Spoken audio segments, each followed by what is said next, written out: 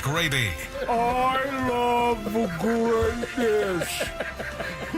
Don't blame us for any side effects. You thrilled our fans throughout the postseason with a great performance. Gwynn and Chris are ready to go. Yes, we are. And really happy to be with you. Happy Thursday afternoon to you out there. Gwynn and Chris getting underway on San Diego's #1 sports talk station, 97.3 The Fan. Middle of the 6th inning. Even though it's spring training, it's nice to give a score of a baseball game, even if the Padres are not involved. Cubs 8, Dodgers 3. Don't get used to it. We're getting a preview of the opening game. Yes, the two teams that play the opening series in Korea are playing each other today in the first spring training game. And speaking of spring training, he is there in Peoria, Arizona, the site of Padres Spring Training 2025. Our guy, partner Tony Gwynn Jr. Good afternoon, sir. Hello, gentlemen. Hold on, let me turn it up a little bit. Turn him up a tad. I think you got to turn yourself up, but we'll fine tune this. We'll Yes, fine tune it. Well, let's be honest. With all due I think it's respect, still Tony, low. I don't want any shade to come. How about now? Okay, there that's he better. goes. That's There he better. goes. That's a lot better. Tony, I don't want any shade to come your way, but I expect Skraby to be just as mean to you about using the equipment properly as he was to me. Yeah, I don't think he's going to do that, though. I know he won't. He- That's the the reason thing. I He won't- only. He takes great pride in coming down on you when Yes, he does. don't get Every things time right. anything goes wrong with any of my equipment on the road, Skraby is like, "Ah!" Well, do you And then know? Tony's volume is low. Hey, Tony, could you please turn the volume up? Well, we're on the air. How about you don't say that to me? We're on the air. When we were on the air last week and I was in black and white, you were not pleased. It wasn't me. I did not care about Yeah, you that being in wasn't black that and white. wasn't Skraby on that one. Yeah, that was the boss man. He wanted you to be in color, but we all liked you in black and white. Yeah, I thought it was a good, as you said, it was a good, what was the movie you referenced on that? Pleasantville. Pleasantville, The yeah. the thing about Tony though is when I say, "Hey, can you turn it up?" Tony goes, "Okay, cool," and turns it up. You'll be like, "Oh, oh, oh, oh, oh, which one? Which one? Which?" You gotta think that was funny, Chris. Sad but true. I believe that was the walk-in song for Kirby Yates. Sad but true. I will say, Chris has gotten better in the technology department. So Well, listen, it's kind of the Rick Pitino thing there. I mean, he was tired of getting chewed out by you. He said, "You know what? I'm gonna figure it out because I'm tired of getting yelled at every time I leave for a road trip." I chewed out every single time, and I was a little delusional at how well it worked. So the combination of Mick Cronin and Rick Pitino scared me straight. We are underway indeed. Tony's down in Peoria. Crisello, Matt Skraby, we're together here battling it out in the Odyssey Palace studios. Good day lined up. Jerry Palm, the CBS Sports bracketologist, will join us here in a little while. We'll get the latest on the Aztecs and also UCSD and where they stand in terms of the upcoming March Madness college basketball tournament. I did see today that Jay Billis, who I think all of us really respect, his knowledge and his insight into college basketball. And I think even though he's ESPN and he's Duke, and we kind of sense that maybe he's, slanted East Coast type bias and, ACC and big conferences, I've never got that feeling when we talk to Jay Billis. He seems to know just as much about San Diego State as we do. And so, I have a lot of respect for him. And today he put out his 68 best teams in the country, the 68 that should make the NCAA tournament. And, of course, the Aztecs are in there.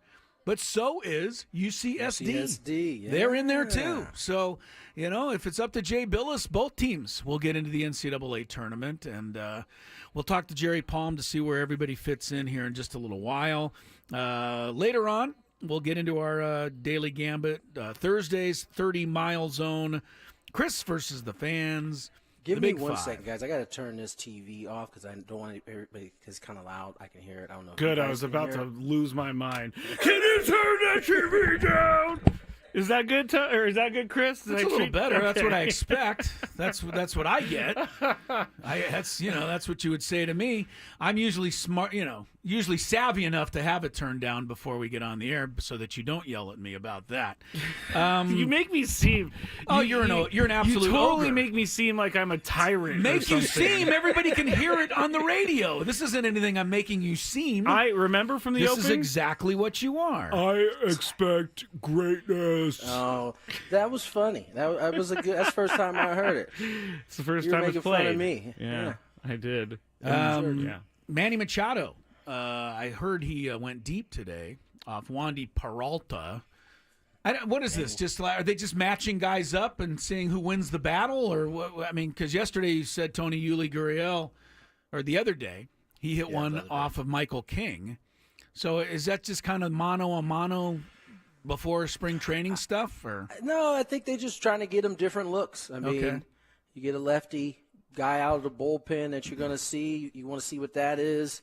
Sure they've had, as Mike Shipp pointed out today, they've had a number of different matchups in between pitchers and hitters. They've had quite a few of those type of matchups, and so I think for Mike's standpoint, or sometimes it's the players. Like I want to get a look at from this side. I want to see what Wandy on the left side, get a lefty on the bump that is going to come out of the pen. I want to see those type of things, and so that's really where the matchups are, kind of.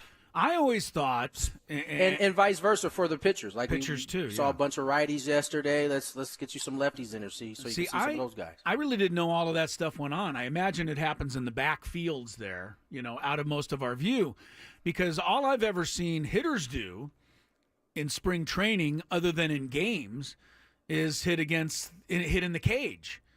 Some live pitching maybe in the cage. But these guys are actually out on the field. And everybody has a camera now, Chris, so we can all see it. Yeah, it's very So this easy. has always happened then, Tony? Like when This you were is- with the yeah, Brewers, this is- you would go in the backfield sure. and hit off of Ben Sheets or something like that? Or whoever was there? You may most of the time, you're doing most of your work in the backfield. There's no reason to go to the big field unless you're going to have a game there that day, right? So most of the work is always done on those backfields. And yes, that is the first matchups you see are generally lined up like that. Your guy. Your guys. One of your guys will face, however he's got however many pitches, a group of 4 will face him.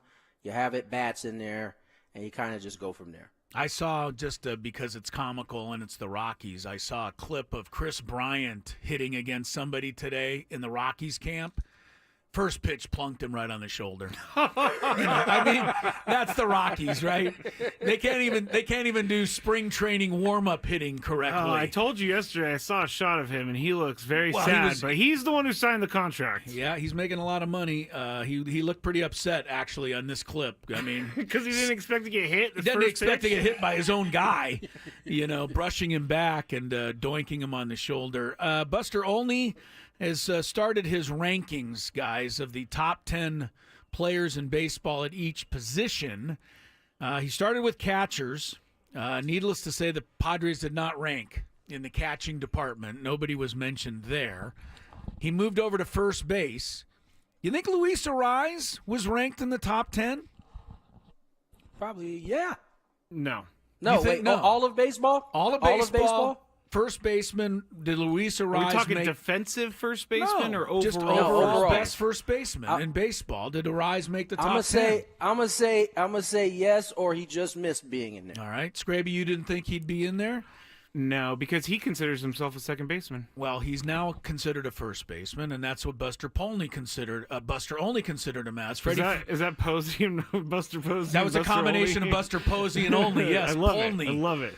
Freddie Freeman was number 1. Bryce Harper, Vladimir Guerrero was 3. Matt Olson, Pete Alonso, Christian Walker, now at the Astros. Number 7, Luis Ariz. Wow. So, look, Buster Olney, I think, appreciates, Luis Ariz, and he writes about that in his little blurb. He says, this is one of the guys that nobody really talks about in the summer or in the winter, but in the summer, everybody's talking about him because of the way he hits. I mean, and you know, we appreciate it probably more than anyone out there in baseball. He doesn't have power. He doesn't have speed. But, man, can he hit. And we talked about his thumb injury last year, Tony, and he's talked a lot about that already in the first week or so of spring training, that he won a batting title last year at about 60%, maybe not even 60%. So what could he possibly do this year now that he's, you know, ready to go and healthy? Maybe he's back up in the 350, 360 clip trying to win another batting title. It's amazing. Yeah, I mean, I've felt that way all along. I mean, as everybody started to sour on him as the thumb injury started to kind of show itself, and show itself in a way that, you know, for most guys it would have debilitated them. For him, he was still able to go out and win a batting title. I mean, and so him at 100%, I think is going to be might be kind of fun to watch. I think it's going to be very fun to watch. Yeah. And listen, here's the other thing. I thought as the year went on and he got more reps at first base, I thought he got better defensively. I agree. There. So he played pretty well. What does it look like when, you know, if he continues to get the reps there and continues to get another chance to work on it? What does that look like? Yeah, I think it's going to be good. It's going to be really good. He was basically called the everyday first baseman yesterday. So that's his position. Because I don't think that we thought that was going to be the case. But I think with how things are falling with the offseason, they're going to need him as the everyday first baseman. So I want to get your guys' thoughts on the other side. We'll get that. We'll also check in. Buster Olney rated the top third baseman as well today. Where did Manny rank? Well, Nolan Arenado's there somewhere. We'll find out when we come back and get the show rolling. Gwynn and Chris underway for a Thursday. Tony's in Peoria. Me and Skraby fighting it out here in San Diego. What did you say that I... Oh, no, oh, no, oh, no, oh, no.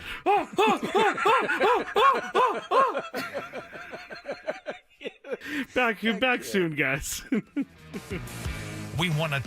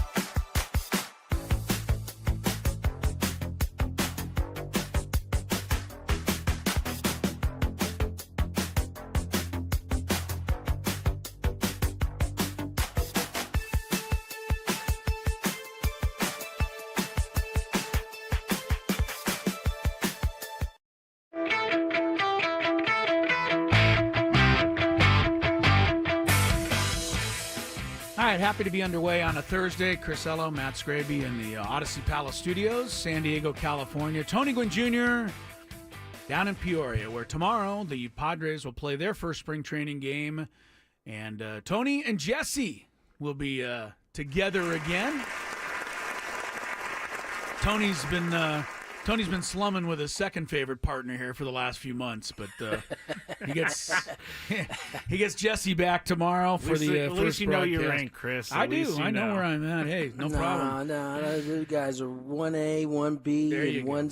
2C over here. Skraby's Oh, am I 2C? I If figured that. I'm 2C. Well, you're 2C. figured. You're 2C, and Dave Marcus is 3D. So No, I That's would. where everybody ranks. Dave still hasn't said hi to me from the other day. So he texted me yesterday.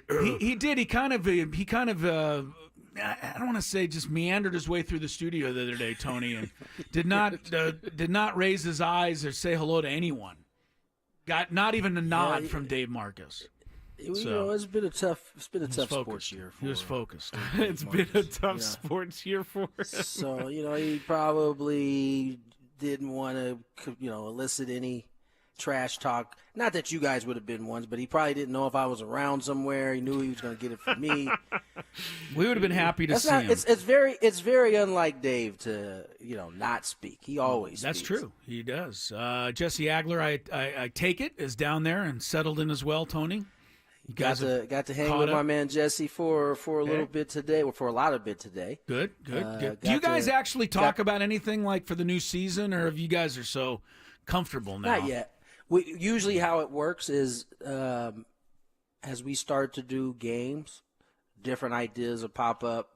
He'll bounce them off of me, or if there's something that an idea that we both like or we want to incorporate, we discuss it and try to do it, implement it a little bit in these games here during spring to see how it would work. Right. But we do it.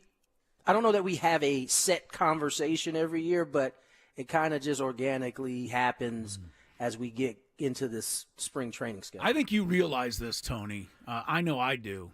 Jesse is not. I don't want to say he's a rare breed, because I think most of these broadcasters are terrific guys. But I guarantee you there's a few broadcasters out there that probably walk in at the beginning of spring training and say, here's what we're going to do this year. And that's kind of the way it goes. But that's never going to happen with Jesse. He's going to be a give and take. And I appreciate that, because he has a lot of respect for everybody that he works with. Jesse's top notch. He certainly is. I think, one of the best voices in the game. And I think what makes Jesse unique is – I think we just have a mutual respect for one another. I think we're pretty much the same exact age. We grew up watching the same sports, he's a sports guy like I am, and so when you have that much commonality, there's not a need to grab onto something and hold on to it, because you know that it works better, it sounds better the way we kind of do it now. So Yeah, I'm grateful. I'm grateful for that too, by the way, because you're right. for sure. I could have walked into a situation where he was like, "Yo, this is how we're gonna do it." I'm the guy, and you're the new guy. So here's what we're doing. I refuse to let you grunt during a home run, which would Well, be that very would be- difficult. We can't live without. We can't live without a couple of Tonys. Woo! Or When the ball leaves the yeah, bat. yeah. Gotta have a few of those. Whoa, those are the best ones. I've been playing a lot of MLB The Show, because I'm locked into baseball right now. Obviously, last year's version. Yeah, because the new one's not out. But they always have Boog Shambi. I have no idea who the other guy is, but I think you and Jesse should be the announcers for MLB The Show. And they make this game in San Diego, I believe, or at least work on it in San Diego. Don't. That's blasphemy to talk about Boog and remove him from anything. Boog is cool, first man. of all. I'd rather hear you guys, though. Let me tell you, first of all, how long Boog and Jesse go back. I just found, I knew they knew each other. I knew they were friends before I ever met Boog, or before I ever got a chance to know Boog. By the way, we're talking John Shambi. That's what we're talking about right now. Yeah. For those who I'm calling him by his nickname. Right. Apparently, when Jesse interned, way back in the day, he used to have to do the out-of-town scoreboard for Boog when he was the second, radio voice for the Marlins back in the day. Wow. There you go. Like, there was a system that he had to do, and he basically would read it off as, because back then they had to do the out-of-town scoreboard. He'd have it all. Jesse, would set it up for him so that it was just an easy boom, boom, boom. And so they go back a long way. That was a long way of saying Boog doesn't need to go anywhere, and I don't think Jesse would. Yeah, want to now that I replace know him for that story, I don't think that I would. Well, you should also add to the story that if Tony were selected to do the Madden voiceover, we'd never see him again. Why? Because that takes forever. I don't think you just go into a studio and record that stuff in 5 minutes. It takes forever to do that stuff. In my getting to know Boog, one of the things he's talked about is how long those things take. Oh, yeah. And how many times you got to repeat it over and over and over. Oh, yeah. By the way, not that I would turn that down, because I'm sure you would that's do it not anyway, though. Yeah, it'd I'm be sure pretty that's good exposure. not I'm sure you're not getting pennies for that. No, True that. and I would like a little cut of that when I edit everything as well. So, because the AI, I guess, in those games are pretty amazing. They have to record stuff, Chris, during the year with different news stories that are happening, and so they put those into the game, different roster moves. It's pretty amazing. It's pretty involved. All right, before break, I asked you guys about Luis Ariz being the everyday first baseman. How do you guys feel about that? Because I didn't think that we wanted that coming into the year. We had always been talking about Luis Ariz in a somewhat of a platoon or second base format. No platoon. What are you kidding me? You're not going to platoon this guy. Yeah, no, I think. Yeah, you're right. I'm saying defensively. Once it was said that Jake was moving to second base, to me it was there was no other choice. I mean, there really was no other choice until recently, when they were able to sign Gavin Sheets and bring him on. But I mean, he was destined to be either playing first base or DHing occasionally. And I don't have a problem with him playing first base. I think towards the end of the year, he certainly showed that he could play the position and play it well. And now he's 100% healthy. So now, it'll look different, right? You kind of had to squint your eyes at him at first before, because the offensive production wasn't as high. But I promise you, if he's hitting 340 or 330, you're not batting an eye about what he's doing at first base. I love it. I love having Luis Ariz in there every day, and he convinced me that he can play enough defense to be there. I agree. Every day. All right, so he's the 7th-ranked first baseman by Buster Polney. Yeah, I know, Polney. We didn't get a second baseman ranked. Jake did not make the top 10 at second base, which I think is something. He played first base most of last year. So, true that, but I think yeah. you ought to mention it to Jake. Just give him a little bulletin board material. He was not in the top 10 at second base. Where do you think Manny ranks at third base? In all of baseball, where did Buster Posey? Buster, I keep calling him this now. You better not have him on the show. If you have him on the show and I call him Buster Polney, that's not going to be good. Not going to be good at all. Quite a name he's got there. Yeah, not going to be good. Where would you put Manny? Or where do you think he put Manny?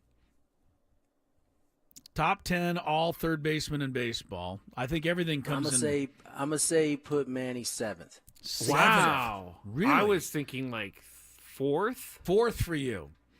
All right. Well, who do you think's number 1? Tony?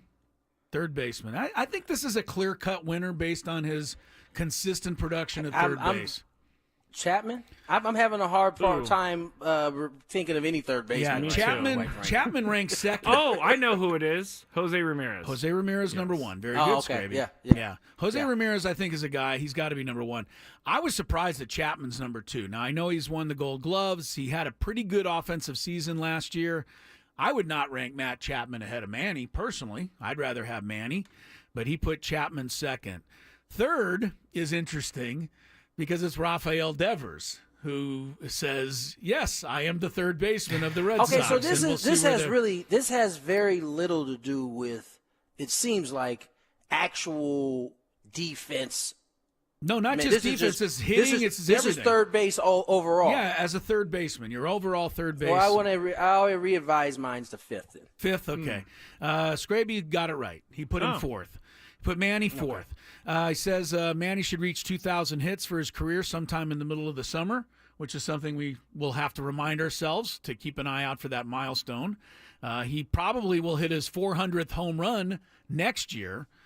And soon he's going to pass Sammy Sosa, Mike Piazza, and Vladimir Guerrero Sr. in career WAR. Manny's doing all right for himself. Wow. So he's fourth. The rest of the list, Austin Riley, Jordan Westberg, Baltimore, Max Muncy, and on down. Nolan Arenado's 10th, which I think is fair at this point in his career. You can't put Arenado any higher than that, although Buster Olney does say that Arenado is a certain Hall of Famer. So there's that.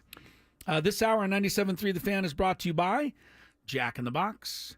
Been looking forward to reading this. Jack in the Box new crispy boneless wings have so much more crunch than the competition. Yes, that's how they wrote it. You won't be able to think about soggy nugs again. Soggy nugs are disgusting. Soggy nugs Gotta are. say. I feel like I Rachel don't know that I've Dratch. ever actually had a soggy nug. Oh, when you go to a bad restaurant and you get nuggets and the skin falls off of the nugget, Oh, my God. that's a soggy nug. I feel like Debbie Downer reading that. Soggy No, nugs. that's why you got to go to the Jack in the Box. Don't get those. All right, we are. We're going to take a save little that. break here. We got a lot of basketball stuff coming up a little later. The Lakers came up short last night, as did LeBron James. We'll talk about that a little later. Big superstar NBA player season is over. We'll get into that a little later. But next up, it's the college basketball scene. Jerry Palm, CBS Sports bracketologist on Gwynn and Chris.